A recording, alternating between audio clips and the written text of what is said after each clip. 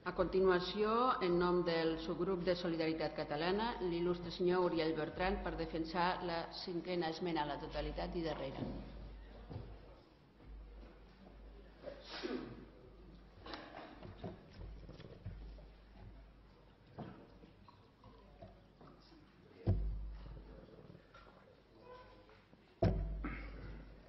Gràcies, senyora presidenta. Senyors i senyores diputats, molt honorable conseller d'Economia, senyor Andreu Mas-Colell, la llei de pressupostos és la més important per qualsevol govern i marca la seva acció política i els seus objectius reals, no els objectius de paraula, no els objectius retòrics, sinó els objectius reals. Marca clarament quines són les prioritats de qualsevol govern i també, òbviament, del govern de la Generalitat de Catalunya. I aquests pressupostos i els acords amb el Partit Popular que vostès estan portant a terme per aprovar-los, aquests pressupostos que vostès presenten demostren que s'estan oblidant de tots els objectius amb els que vostès es van presentar a les eleccions i han obtingut vots de centenars de milers de catalans i estan governant en aquests moments. Van anunciar en campanya electoral que vostès posarien fi al robatori fiscal de 20.000 milions d'euros l'any d'impostos que paguen els catalans que se'n van a Madrid i que no tornen al nostre país i se n'han oblidat. Van prometre reduir l'atur a la meitat en aquests 4 anys de legislatura. Van dir que es mantindria l'estat del benestar, que mantindrien els pilars de l'estat del benestar. Van dir que impulsarien una transició nacional cap a l'exercici del dret de decidir i van dir que no tornarien a pactar mai més amb el Partit Popular. Fins i tot se'n van anar al notari a signar que no tornarien a pactar mai més amb el Partit Popular. Els pressupostos de Convergència i Unió i del Partit Popular estan contradient tots i cadascun d'aquests objectius amb els que vostès es van presentar a les eleccions catalanes. I el senyor Oriol Pujol i el senyor Artur Mas van dir doncs qui tingui uns pressupostos millors, uns pressupostos alternatius als que presenta el govern de la Generalitat, que els facin, que els portin a terme i que els presentin. Doncs nosaltres ho hem fet. Senyor Andreu Mas-Colell, nosaltres hem presentat els pressupostos de l'estat propi, uns pressupostos alternatius per evitar que Espanya ens robi i per poder portar el nostre país a un futur de prosperitat i de benestar. Anem a pams. Respecte al robatori fiscal, no només no posen fi al robatori fiscal a aquests pressupostos que vostès presenten, sinó que les accions del govern de la Generalitat i el suport que vostès estan donant al Partit Popular a Madrid el que fan és incrementar el robatori fiscal que pateix Catalunya. Deia vostè, aquest increment d'impostos que vol aprovar el govern del Partit Popular a Madrid, l'increment de l'IRPF, el que farà és asfixiar l'economia catalana. I van vostès i 48 hores després hi voten a favor.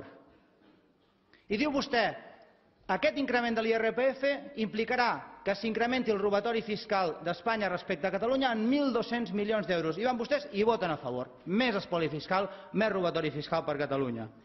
Van dir vostès que l'estat espanyol de retornar, ens havia de pagar aquests 750 milions d'euros de la disposició addicional tercera i els 1.400 milions d'euros del fons de competitivitat. I què fan vostès? Res. Se'n va vostè a veure el senyor Montoro i diuen això ja en parlarem més endavant perquè ara sembla que no toca. I encara el senyor Montoro, carregat de cinisme, diu que perseguiran penalment a tots aquells governs que no compleixin amb els pressupostos que han aprovat. El primer que hauria de fer el senyor Montoro és entregar-se directament a la justícia, ell hauria d'entregar-se a la justícia perquè el persegueixin penalment per no complir amb els pressupostos de l'estat espanyol que especificava que s'havien de pagar 759 milions d'euros a Catalunya i que s'ho estan passant i s'ha d'utilitzar una expressió que ara s'ho estan passant per l'entrecuix. Senyor Andreu Mas-Colell, això és el que vostè li hauria de dir al senyor Montoro. Tenen problemes de liquiditat, és cert. I quina és la solució que troba el govern de la Generalitat per solucionar aquests problemes de liquiditat? Demana un préstec a l'ICO. Un préstec a l'ICO que quan li paguem els interessos en aquest préstec estarem fent créixer l'espoli fiscal i el robatori fiscal d'Espanya respecte a Catalunya. És a dir, els bons patriòtics com a mínim pagava interessos als ciutadans de Catalunya que els compraven. Ara vostès ja pagaran interessos a Espanya, és a dir, incrementarem l'espoli fiscal. Volien vostès amb la proposta de pacte fiscal, de concert econòmic, controlar no només les despeses, que ara es controlen de moment de la Generalitat de Catalunya, sinó també els ingressos. I miri com acaba la torna, que el govern espanyol ja ha dit que de controlar els ingressos ni parlar-ne i que ara els intervenen si ells ho volen, per controlar-los també les despeses. Aquesta és la realitat que estem en aquests moments. I quan més necessita el nostre país aquest pacte fiscal o concert econòmic, què fan vostès? Diuen que ara no toca. Que ara no toca i que ja ho deixarem per més endavant. És veritat que el senyor Pujol s'ha retirat de la política, però el pujolisme no s'ha retirat de la política catalana. Ara no toca. I per què vostès diuen que ara no toca? Perquè saben tan bé com nosaltres que és impossible aquest pacte fiscal, que és impossible aquest concert econòmic. I és impossible perquè el PP ja ha dit que no, i perquè el Tribunal Constitucional, a la sentència contra l'Estatut, ja va deixar molt clar que el model de finançament per totes les comunitats autònomes de règim comú havia de ser homogeni, és a dir, igual, que no pot haver-hi, en aquest cas, una Catalunya que quedi exclosa del sistema de finançament comú, i vostès ho saben. I si vostès estan postergant aquesta discussió, negociació, debat amb el govern espanyol, i ho estan fent com una estratègia per enganyar el poble de Catalunya, tingui molt clar, senyor Andreu Mas-Colell, que serem molt vehements en la denúncia d'aquest nou engany que es voldrà perpetrar. Si vostès diuen, no, això ja ho negociarem l'any 2013, per allargar la negociació durant tot l'any 2013 i poc abans de les eleccions acabar pactant unes engrunes amb el Partit Popular que vostès els serveixin per justificar aquest pacte fiscal i aquesta millora en el finançament i ens vindran a dir aquí que ha estat el millor i que és el millor finançament de la història de la humanitat, nosaltres ho denunciarem amb vehemència. Perquè el poble català ja està cansat d'enganys, el poble català ja està cansat de mentides. Si vostès tenen un projecte polític, defensi'l ara, que és quan el necessitem. És ara quan necessitem recuperar aquest espoli fiscal de 20.000 milions d'euros que se'n van a Madrid i que no tornen al nostre país. Vostè també deien, hem de reduir l'atur a la meitat. Doncs miri, van entrar al govern de la Generalitat amb menys de 600.000 aturats i ja en porten 724.000. 724.000 persones que avui no tenen feina al nostre país. Déu-n'hi-do per voler reduir l'atur a la meitat. I què fan amb aquests pressupostos de la Generalitat per revertir aquesta situació d'increment imparable de l'atur? Doncs retallar el pressupost empresa i ocupació, és a dir, la partida més imprescindible de totes per revertir aquesta situació amb un 7,4%, destinant-hi només 542 milions. Sap quan destinen vostès a pagar interessos al sistema financer, als bancs, caixes? 2.000 interessos per a l'any 2012. Destinen 2.000 milions d'interessos per a l'any 2012. Destinen 4 vegades més al pagament d'interessos que no pas al pressupost empresa i ocupació. Realment, la situació amb aquests pressupostos només farà que empitjorar per totes aquelles famílies que van veient com cada vegada més persones es van quedant a l'atur. Són uns pressupostos, a més, totalment antieconòmics, i vostè ho sap com a professor d'economia. Retallant i incrementant els impostos el que portarà al país és la recessió econòmica. I amb la recessió econòmica s'ingressarà menys encara en impostos per part de la Generalitat i implicarà que s'hagi de retallar encara més i més recessió econòmica. Estan portant el país a un cercle viciós en el que està caient Grècia, en el que estan caient molts dels països que en aquests moments estan aplicant propostes i mesures com la que vostè està portant a terme. Què és el que vostè hauria de fer, segons el nostre entendre? Impulsar aquests pressupostos de l'estat propi, impulsar una llei de transició a la independència, recuperar aquests 20.000 milions d'euros d'espoli fiscal i invertir-los i injectar-los en l'economia. Podríem destinar 4.800 milions d'euros d'aquests 20.000 a la reactivació econòmica, invertir en empresa i ocupació, en recerca i desenvolupament per posar-nos al nivell europeu, amb inversió en infraestructures. Podríem fer Catalunya el corredor mediterrani, ens el podríem pagar nosaltres, el corredor mediterrani ferroviari, per poder ser més competitius i exportar les nostres mercaderies als principals centres de distribució del món. Podríem rebaixar també l'impost de societats a la petita i mitjana empresa, del tipus del 30 o 35% al 25%, perquè pogués ser també més competitiva i pogués exportar també amb més facilitat productes de qualitat com els que fabriquem i produïm aquí a Catalunya, i ajudes a la recerca i desenvolupament per posar-nos en una mitjana europea. Vostès també van dir, mantindrem l'estat del benestar, no tocarem els pilars de l'estat del benestar. I què fan vostès en aquests pressupostos? Tornar a retallar en els pilars de l'estat del benestar, a la sanitat i a l'educació. Ja són massa habituals, senyor Andreu Mas-Colell, jo no em cansaré de repetir-ho, les denúncies que hi ha de ciutadans al nostre país que per culpa d'aquestes retallades estan patint per la seva integritat física i estan patint perquè la seva vida corre perill perquè no se'ls atén adequadament en els serveis sanitaris. La darrera, la denúncia del senyor Francisco Torralba, que deia que li operaran un ull a Lleida i un altre a Tarragona, i ho denunciava.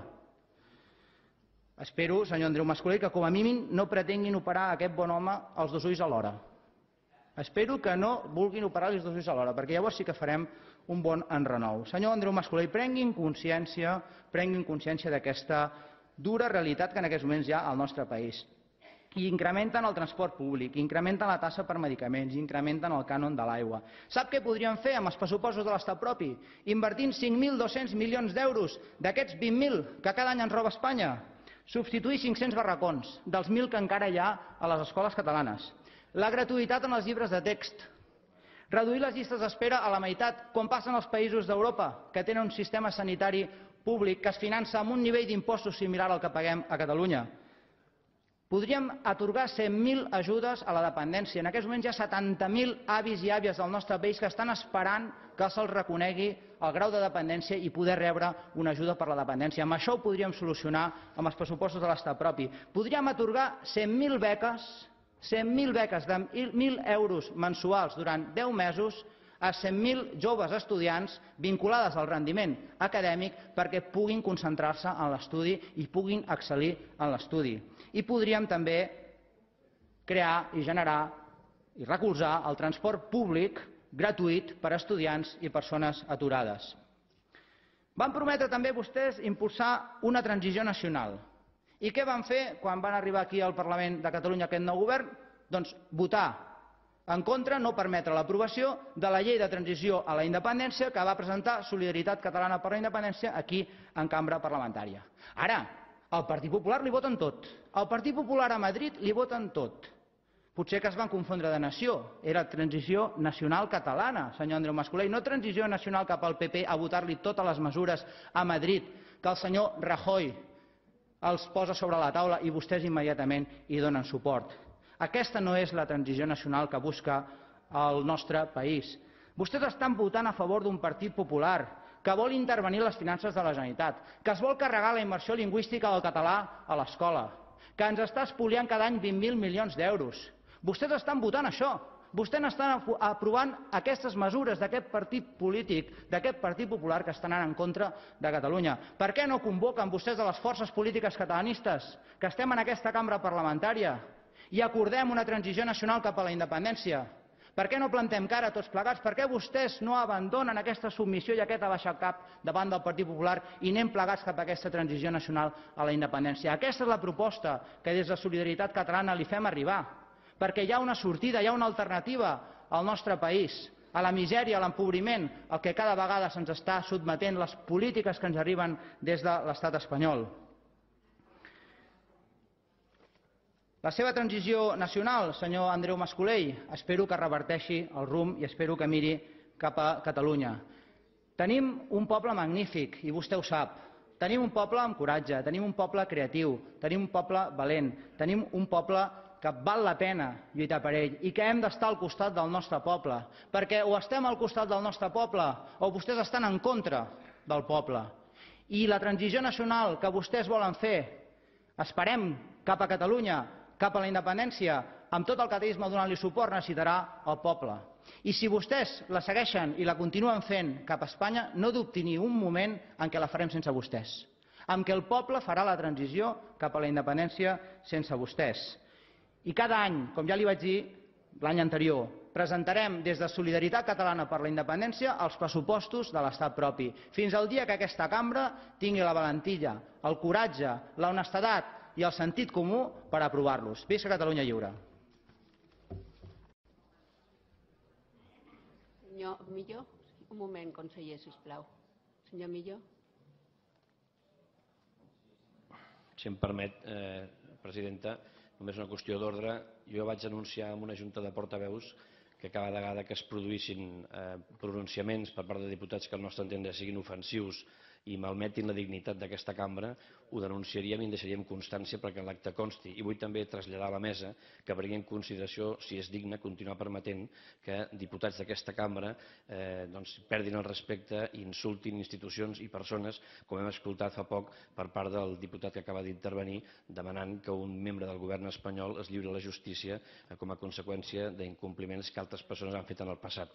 Jo deixo constància d'aquesta denúncia en nom del grup parlamentari popular i demano a la mesa que prengui en consideració aquesta queixa. Queda constància. Honorable conseller, té la paraula.